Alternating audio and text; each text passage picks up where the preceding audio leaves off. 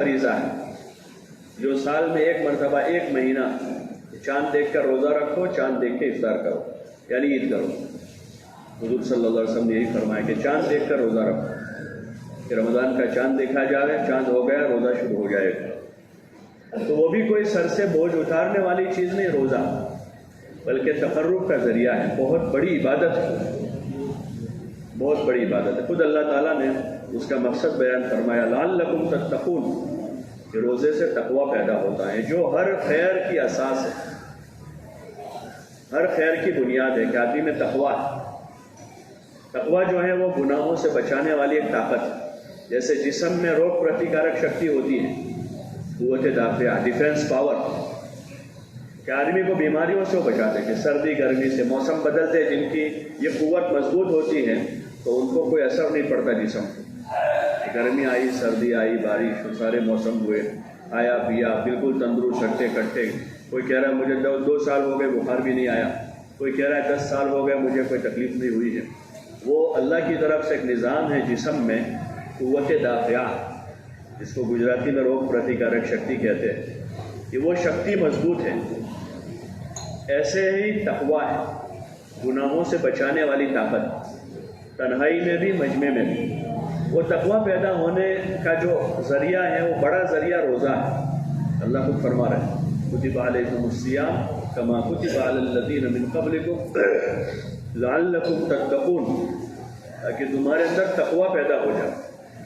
اور وہ طاقت بہت ضروری ہے، ورنہ آدمی گناہوں سے نہیں بچ پائے گا، اور خصوصاً ایسے ماحول میں جہاں نیکی کی جگہ بھی گناہ ہے، بلکہ اس سے مزید جو آپ نے فرمایا تھا ایک موقع پر صحابہ سے، کیا ہوگا اس وقت تمہارا؟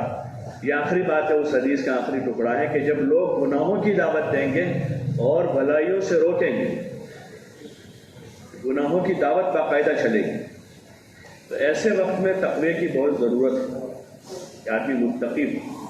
متقی خالی کپڑوں سے نہیں ہوتا، ایک تقوی والوں کا لباس ہے، یہ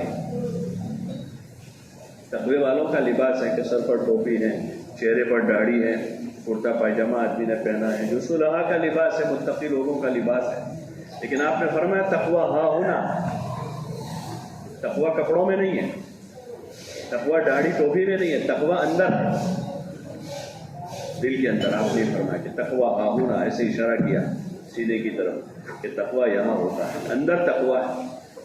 وہ تقوی آدمی کو بچائے گا غلط کام کرنے سے، برائی سے، غلط کمائی کرنے سے، اور جو معاشرتی لائن کے جو بیماریاں ہیں، بد نظری ہے، غیبت ہے، چغلی ہے، تیری میری ہے، وہ جو بڑے قبائل سے متعلق ان میں سے بہت سی چیزیں ہیں، بڑے بڑے گناہ ہیں جو آدمی کی نیکیوں کو ضائع کر دیتے ہیں، آدمی کے نیک کاموں کو بھی برباد۔ جیسے ٹنکی میں لیکیج ہے، ٹنکی میں لیکیج ہے کہ اچھا خاصا پانی بھرا ہوا وہ نکل جائے گا، چاہے وہ پانی زمزم کا ہو، زمزم کا ہو، ڈیم کا ہو، کنویں کا ہو، تالاب کا ہو، ندی کا ہو، لیکیج کسی کی شرم بھرے گا؟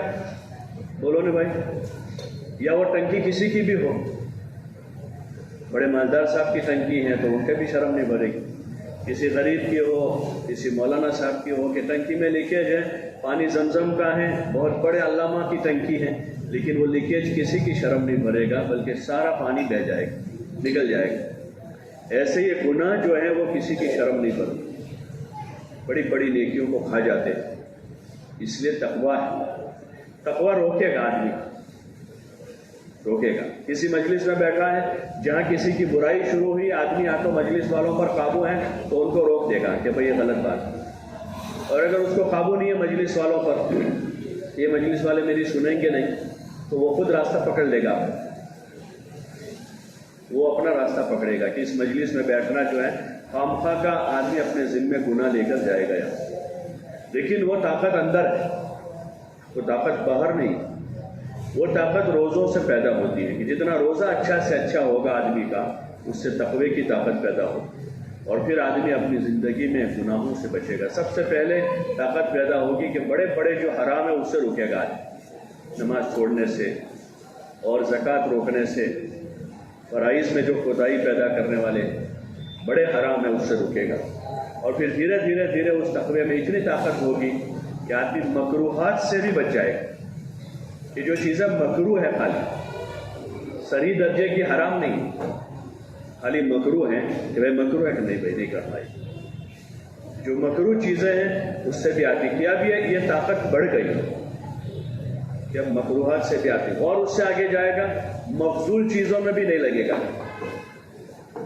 مفضول چیزیں دو عمل جمع ہو رہا ہے، دونوں عمل ہیں کر سکتے ہیں، لیکن دونوں میں سے کون سا اچھا ہے، تو اچھے والے عمل میں ہی آدمی لگے گا ہمیشہ، وہ اس کی رہبری ہوگی کہ اس وقت کا کون سا، جیسے اذان اقامت کے درمیان میں سنت سے بہتر کیا عمل ہوگا؟ ایک آدمی مسجد میں داخل ہوا اور وہ آدمی تلاوت میں لگ گیا، اور ایک آدمی نماز پڑھنے میں لگا، سنت نماز پڑھ رہا ہے، تو سنت نماز پڑھنے والا افضل کام میں ہے، وہ مفضول کام میں ہے، دونوں عمل ہیں۔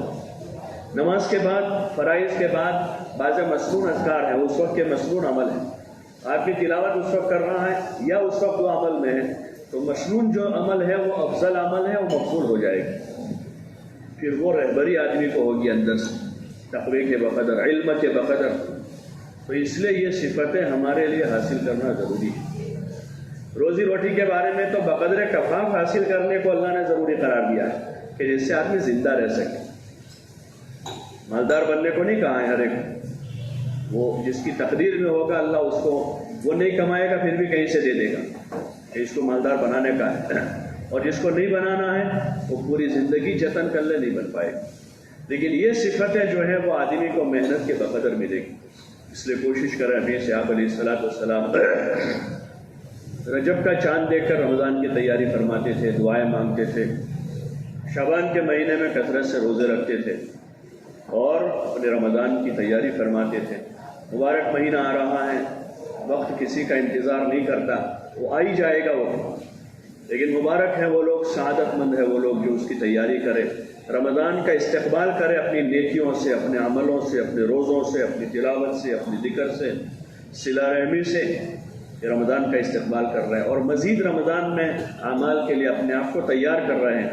دعاؤں میں ایک دعا یہ بھی آتی ہے، اللہم سلمنا لرمضان وسلم رمضان لنا، یا اللہ ہمیں رمضان کے حق میں صحیح سالم تندرست بنا دے اور رمضان کو بھی ہمارے حق میں خوشگوار بنا دے۔ آگے سے اس کی تیاریاں ہوگی، پھر گرمی کا رمضان ہے تو اس میں اجر کا احتساب ہوگا، روزوں کا بوجھ نہیں ہوگا، بلکہ وہ صحابی کہہ رہے ہیں وہ اجر کا احتساب ہے ان کو، وہ کہہ رہے ہیں کہ مجھے زندگی سے محبت ہے، مجھے زندگی سے محبت ہے، میں زندگی چاہتا ہوں، لیکن اس لیے نہیں کہ میں نہریں کھودوں اور باغات لگاؤں، بلکہ میں اس لیے زندگی چاہتا ہوں کہ سخت گرمی میں اللہ کے لیے روزے رکھوں، کہ روزے کا اجر بڑھ جائے گا، جتنی گرمی ہوگی اتنا اجر ہوگا، تو آدمی کو بوجھ نہیں رہے گا گرمی کا، آدمی بولے گا نہیں بہت گرمی ہے، بہت گرمی ہے، بہت گرمی ہے، بہت سی مرتبہ کہ گرمی کا ٹیمپریچر باہر 35 ہوتا ہے، لیکن آدمی بول بول کے اندر 40 کر دیتا ہے، وہاں تو 35 بتا رہا ہے لیکن یہ اتنا بولتا ہے اتنا کہ 40 یہاں ہو جاتا ہے، اور آدمی اس کو ہلکا کرے گا تو ہلکا ہو جائے گا۔ بہت ساری چیزوں کا تعلق اس نفسیات سے، آدمی بہت سارے نفسیاتی مریض ہوتے ہیں، ویسے بہت سی چیزوں میں ہم سب نفسیاتی مرض میں مبتلا ہوتے ہیں عموم میں۔ ایک تو احساسات ہے جو جسم محسوس کرتا ہے، اور حقیقت ہوتی ہے، وہ حقیقت ہوتی ہے، بھائی گرمی ہے، اس کا کوئی انکار نہیں کر سکتا، کوئی مجنون ہی ہے جو اس کا انکار کرے گا کہ بھائی گرمی نہیں ایسا کہے، یا کوئی بہت بڑا اللہ والا ہے کہ جس کا بہت روحانی تعلق مضبوط ہے تو اس کو گرمیوں میں بھی اللہ پاک ہوتا ہے نا، اللہ ابراہیم علیہ السلام کے لیے آنکھ ٹھنڈی ہو گئی، تو ایک تو وہ چیز ہے، لیکن اس کا زیادہ تذکرہ کرنا آدمی کو نفسیاتی طور پر کمزور کر دیتا ہے، تو پھر عبادت کی جان آدمی اسی کو روتا رہتا ہے اور کوشش کرتا ہے کسی طرح رمضان ختم ہو جائے۔ نیک لوگ یہ دعا کرتے ہیں کہ سال بھر رمضان ہو جائے، کہ بہاریں ہیں، اللہ کی رحمتیں متوجہ ہیں، مغفرتیں ہیں، جہنم سے خلاصی کے فیصلے ہیں، روز روز جیسے کھیل کود کے جو عاشق ہوتے ہیں وہ نہیں چاہتے کہ یہ کیا ہوتی ہے، وہ جو اس کی پروگرام اس کا ختم ہو، ٹورنامنٹ پوری ہو جائے، وہ تو چاہتے چلتی رہے اور چلتی رہے اور چلتی رہے، اس کا فائنل میچ ہی نہ ہو، اور وہ انٹرسٹ لیتے رہے اس میں۔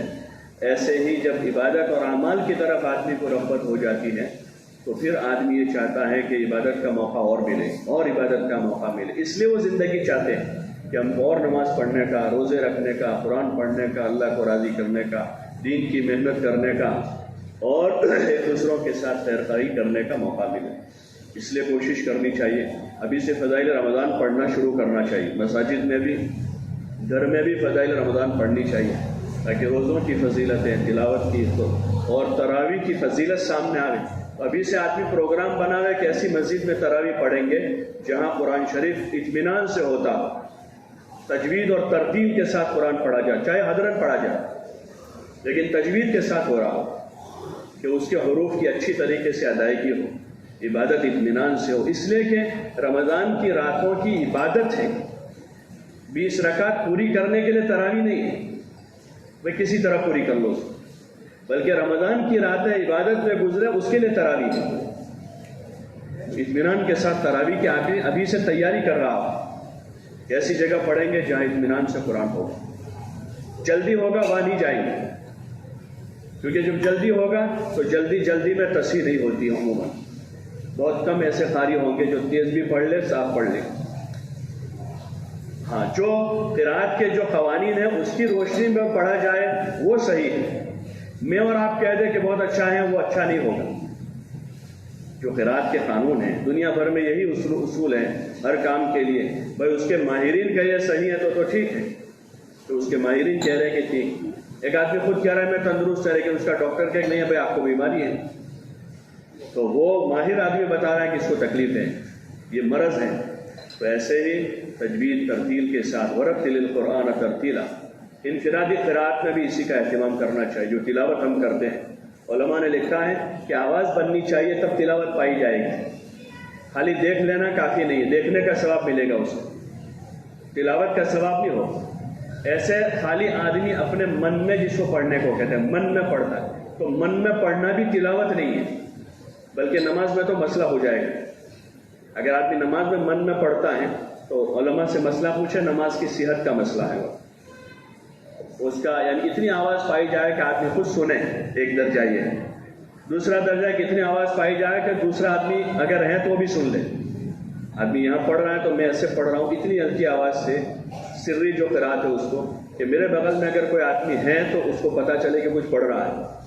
ورنہ اگر ایسا نہیں ہو رہا ہے تو ان کے جو کہہ رہے ہیں ان کے نزدیک تو وہ قرات بھی نہیں ہوئی. لیکن علماء کی ایک جماعت ہے کہ اگر اتنا ہے کہ آدمی خود سن رہا ہے تو قرات پائی جائے گی, یعنی ہو جائے گی.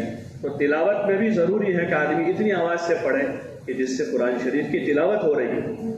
میں اتنی آواز سے, یعنی یہاں بیٹھے بیٹھے اتنی آواز سے کہہ رہا ہوں پانی لاؤ کسی کو, یہ تو میں زور سے بولا تو کیا سنے گا وہ, اور وہ چیز وجود میں آئے گی. اللہ میاں سننے سے پاک ہے کہ وہ ہماری نہیں سنے گا, لیکن جس کو بولنا کہتے ہیں وہ بولنا پایا نہیں جا رہا, پڑھنا پایا نہیں جا رہا. تو اس لیے اس لائن کے مسائل ہیں. تلاوت چاہے تھوڑی ہو حرج نہیں ہے, لیکن صاف ستھری تلاوت. تجوید ترتیل کے نہیں آ رہا ہے تو سیکھنے میں اتنا وقت لگا جائے. ضروری نہیں کہ رمضان میں 2 ختم کریں, 10 ختم کریں, لیکن کسی اچھے قاری کے پاس بیٹھ کر آدمی اپنا قرآن شریف صحیح کرے, تاکہ وہ چاہے ایک پارہ پڑھے گا اس پارے کا ثواب ملے گا. لیکن غلط پورا قرآن صحیح پڑھ لیا ہے تو اس پر بجائے اجر کے آدمی گناہ کا مستحق بنے گا کہ قرآن شریف کی غلط تلاوت کی ہے. اور اگر اسی غلط تلاوت کے ساتھ آدمی نے نمازیں پڑھی ہیں تو ان نمازوں کا بجائے اجر اور ثواب کے آدمی گنہگار ہوگا. اس لیے ضروری دین ہے. رمضان میں چونکہ بہت سارے بھائی کام کاج کاروبار سے فرصت دے لیتے ہیں, کم کام کرتے ہیں, تو ان ایام کو غنیمت بناویں. جن کو پڑھنا آتا ہے تلاوت میں, ذکر میں, دعاؤں میں, اعمال میں لگے. پڑھنا نہیں آتا ہے تو اتنا وقت قرآن شریف کو سیکھنے سکھانے کے لیے ابھی سے طے کر لے کسی کے پاس کہ بھائی روزانہ میں 1 گھنٹہ آدھا گھنٹہ آپ کے پاس بیٹھیں گے, آپ ہمارا قرآن شریف صحیح کروا دیں. تو اس لیے ابھی سے رمضان کی تعلیم بھی شروع کریں, اپنے گھروں میں بھی پڑھیں, اجتماعی حلقوں میں بھی فضائل رمضان کو شروع کریں, تاکہ اس سے ہمارے اندر رمضان کو اچھا گزارنے کا, روزوں کا, تراویح کا, نماز کا, دعوت کا, راہ خدا میں جان مال لگانے کا جذبہ پیدا ہو. مبارک مہینے میں اپنے آپ کو دین کی محنت میں مشغول کر دیں تاکہ لایانی سے اور ایران قرآن سے لغویات سے بچ جائیں. بہت سارے بھائی ماشاءاللہ اس وقت جماعتوں میں چلے میں نکل گئے, اچھا گزر جائے گا اللہ نے چاہا تو ان کا رمضان.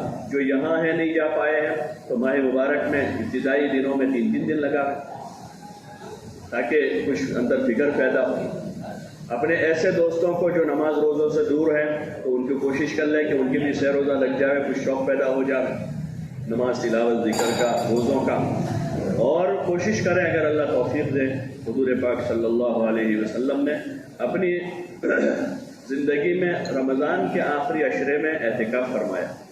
आखिरी अशरे में यानी इबादत करते करते, अमाल करते करते इतना ज़ौक़ बढ़ाया, इतना ज़ौक़ बढ़ाया कि आखिरी अशरा आते आते तो आप बिल्कुल मस्जिद में पड़ गए, खैमा गाड़ दिया मस्जिद में और एहतिकाफ कर लिया। बहुत सारे भाई हैं जिन्होंने ज़िंदगी में एक भी बार नहीं किया। अभी से नियत करें कि अल्लाह तौफीक दे। एक बहुत बड़ी सुन्नत है, बहुत बड़ी सुन्नत है कि हुजूर सल्लल्लाहु अलैहि वसल्लम ने कभी तर्क नहीं किया। एक साल एक मसलियत की वजह से तर्क किया। आपने खैमा लगाया, अज़वाज में से एक आई, दूसरा, तीसरा, बहुत सारे खैमे लग गए, तो आपने अपना इरादा मौकूफ़ फरमाया। लेकिन फिर अगले साल 20 दिन का एहतिकाफ किया। अगले साल आप अलैहिस्सलाम ने फिर 20 दिन एहतिकाफ फरमाया। तो इसलिए कोशिश करें अभी से रमज़ान की तैयारी करें, रोज़ों की भी, तरावी की भी, तिलावत की भी, दावत की भी, और अल्लाह तौफीक दे कि आखिरी अशरे में एहतिकाफ की कि अपने मोहल्ले की मस्जिद में आदमी अब मुस्तकिल अल्लाह के दरबार में पड़ जावे। अभी तो तकरीबन 10-12 दिन रमज़ान को बाकी हैं, लेकिन अभी से माहौल इसका बनाना शुरू करें, घर में भी, मोहल्ले में भी, बाज़ार में भी, अपने दोस्तों में भी इसकी बातें चलावें, ताकि अल्लाह ताला हम सबको और पूरी उम्मत को रमज़ान के मुबारक महीने की कदरदानी की तौफीक नसीब फरमावे। अल्लाह ताला अमल की तौफीक अता फरमावे।